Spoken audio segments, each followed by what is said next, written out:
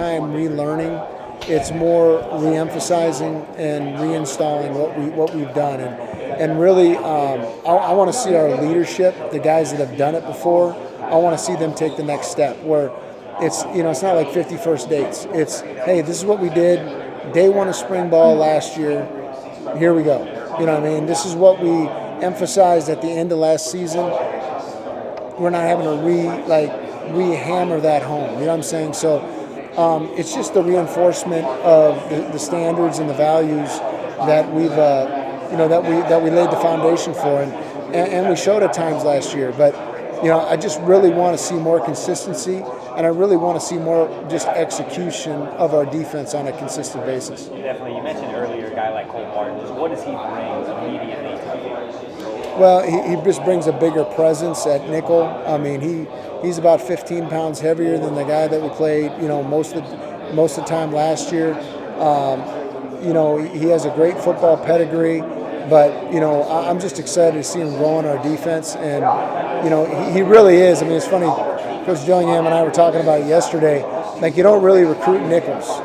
This is something you don't, because they're kind of an anomaly, and the nickels usually that are like guys that you just recruit to play nickel, there's maybe only 3 to 5 of those guys in the entire country every year in every recruiting class, and they're highly recruited by specific programs. And so I just haven't made a habit of it. When I was at Syracuse, I recruited Ifatu Melifonwu and Trill Williams to be nickels, but I really recruited them to be corners. Well, both of them, Trill turned into a nickel for us at Syracuse, now he's with the Dolphins, and Ifatu was a corner for us at Syracuse, and now he's playing nickel and safety. So, it's hard to find, like, here's your prototype nickel. Okay, your nickel is a guy that he can play man in the slot on third down when you need to play man.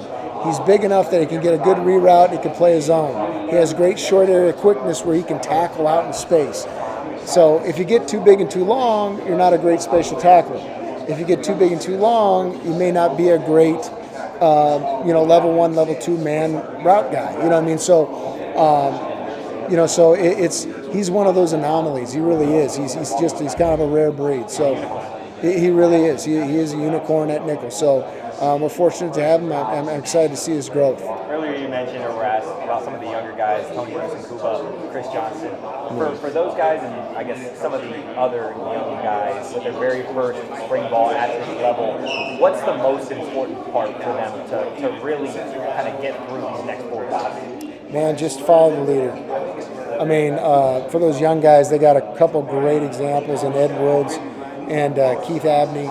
And, they can watch Xavier Alford, they can watch Mason Williams, they can watch Shamari Simmons, and just how they go about every day. And for those, not only the youngest guys in our room, but guys like Montana Warren, who we need him to be a guy. He's a phenomenal athlete, but it's going to be him growing and becoming that guy that we can depend on every single down. A guy that, regardless of the situation, we can put him in the game. That's where I see his growth. And, there's other guys in the same boat. So really want to see that, want to see Roman Petrie pay attention to how Anthony Cooper approaches everything. You know what I'm saying? Pay attention, to just, how everybody approaches every day and what it's going to take to be successful. So, I really do want to see that leadership in our room really kind of take hold of where this defense is going to go. How does the ASU defense get better with Xavier Alford on the field? He's a communicator, and he really knows. He knows multiple positions. He knows how the other 10 fit into what his job assignment is, and he's just a reassuring voice out there. And I tell our defense all the time, like, a good defense, you can close your eyes, you can hear him talking. And he really is. He's a great communicator, and he's a guy that we're going to need and we're going to depend on a lot. Okay, thank you. What most excites you about this is most maybe different or something like that with Big 12 defenses that you're kind of looking at right now? Or Big 12 offenses? The one thing I am excited about is that we're not going to see the quarterbacks that we saw the last 2 years here in the Pac-12. And again, not being disparaging. I think there's going to be some good passing offenses and some good quarterbacks, but these last 2 years have been an anomaly. It's the best I've ever seen as a cumulative group, and And it was you had to worry about offenses being able to score in every single play. I think in the Big 12, it's going to be a lot more clock management, field possession oriented, managing possessions. Trying to take advantage of what you do defensively. Us and our self-scout's going to be really big, and us breaking tendencies every week because, I've coached with and a lot of these coaches, and these guys spend a lot of hours trying to find out a tendency so they can take advantage of it, and they're going to have answers. So the onus is going to be on us to be able to play, great field position defense, a great situational defense, and, whereas I think here in the Pac-12, everything was, hey, let's keep the ball in front of us. Let's minimize our weaknesses personnel-wise, whereas I think the personnel in the Big 12 is going to be a little more evenly matched in terms of, not having a bunch of first and second round picks on offense and, at quarterback and receiver and teams that can score on any given play. How do you feel about the transfer portal additions you've been able to acquire and how that personnel kind of have a lineup with some of those new offenses? I think we got bigger, and that's the key. We got bigger on defense. We got bigger on the defensive line. I think we got more physical as a defense, and it really is. And it was, to be honest with you, it really, we didn't think about that when we were recruiting. We just went out to get bigger and become, just a better and deeper football team, especially up front. And we definitely did that. We definitely did that on defense, and I'm excited to see our development and growth. Who are some guys who are looking to, because Deshaun Mallory just alone is a large piece to fill a void of, and then also Torrance at corner. Who are some guys, or maybe a group of guys that are looking to help fill those spots along with Travion? Yeah, starting at corner, I'm so excited about the depth we have at corner this year. I think competition drives performance for not only the group, but even individually. And we have a group that's really hungry. You got Ed Woods, who really, he was really hungry last year to prove it, and he did. And he was playing as well as anybody in the country, I think, in the last, 4 games of the year. Played really well against teams like Oregon, Arizona, and Utah. He's one of those guys that was just super consistent. It was like he grew up over the course of the year and just made that position his own. He's turned into a leader in that group, but he knows that, he sees guys that came in like Javen Robinson and the Terrence Welsh, and he's not getting comfortable. And I think it's just going to drive his game. And Javen and LT, they came here to start. They're not, and both those guys are experienced guys and super talented guys and just football savvy guys. They've been around really good coaching, at Washington State and Louisiana State. And Javen comes from our system, so he knows our defense inside and out. LT comes from a similar system, but was coached with just as much terminology and all the techniques, and he knows it. And then you got Keith Abney, who I'm gonna tell you, he's the only guy in our secondary right now that we're playing at 2 positions, and he's playing at nickel, or 2 different rooms, nickel and corner, and he's the guy could be a future team captain. He's that consistent. So I think we're going to get. I think just our performance. I think everything is just going to make that second year jump in that room, and then.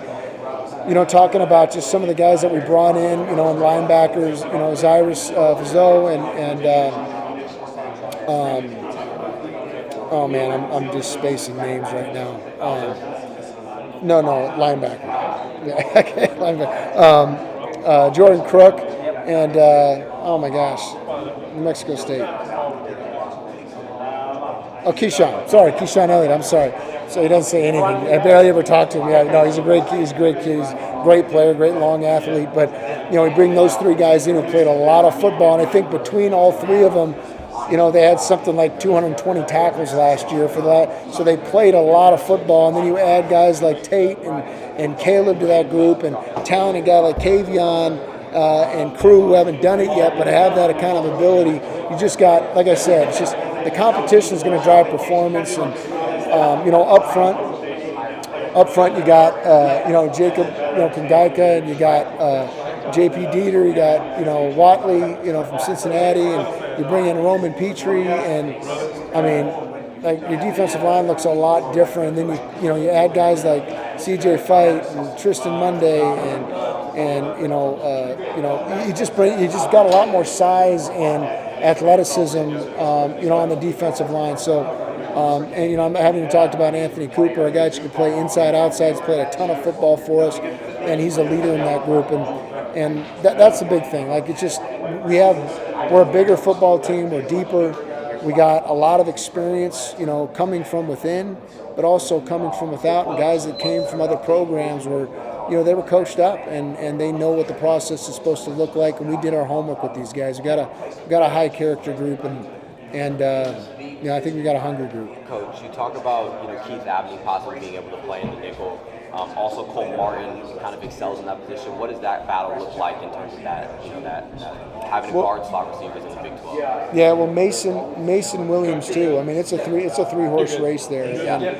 And Mason's the guy that knows our system. Cole's the guy that he's a really smart guy. The nickel is not a hard position to learn, and Keith is the guy that you're not going to beat him mentally on anything. So. The beauty of it is we're going to have some depth there, and but again, it's a competition. I mean, guys want to be the guy. They want to have, they want to have their name in the number one spot. And the one thing about the safety position is we have so much more depth at that position. It's going to allow us to play different personnel packages, different personnel groups, and we're going to be able to get our best 11 on the field in specific situations. And another player that is kind of expected to make a big jump is Clayton Smith. What are things you're expecting from him? Now year 2 under your system. Yeah, it's just take that second year jump for him. It was new for him to put his hand on the ground, to even get in a pass rush stance, and you saw what he did last half of the season and some of the production that he had. I just want to continue to see him build on that. You're going to see a Clayton. Hopefully by the time, hopefully you're looking at a 250-pound Clayton Smith, whereas last year he played around 235. Right. And that kind of weight on a lean body, it's going to be all muscle and explosiveness, which he already has. So the technical piece, I mean, he has to be the guy that is the dominant pass rusher for us. And Prince has already done it. He's shown that he could be dominant. So if you can have two, it just makes things. It's just going to make things so much harder for people. And is that extra weight something that you want to see from Clayton so that he is more playable on the rundowns? Obviously you said he's a star pass rusher, but in terms of being able to play in all sorts of situations, that extra weight, what you want to see? That's the key. We don't want him to be someone that teams feel like they can go run at. Right. And I think at edge last year, I think we probably had 3 that people were like, hey, you can run at this guy. Right. You know what I mean? All 3 of our edges that played the majority of the snaps, those are guys that teams wanted to run at because, the guys that were big and physical enough, they just, when they needed to spill, they didn't spill. When they needed to cut to keep, they didn't cut to keep. And it's just the execution. So that's the biggest thing. I just want to see the more consistency. I really do, from our edge position and from our defensive line this year. And that's for the whole defense. That's just paraphrasing for the whole deal. Consistency from all the groups. And when you're talking about edges, I just want to see more consistency out of Clayton.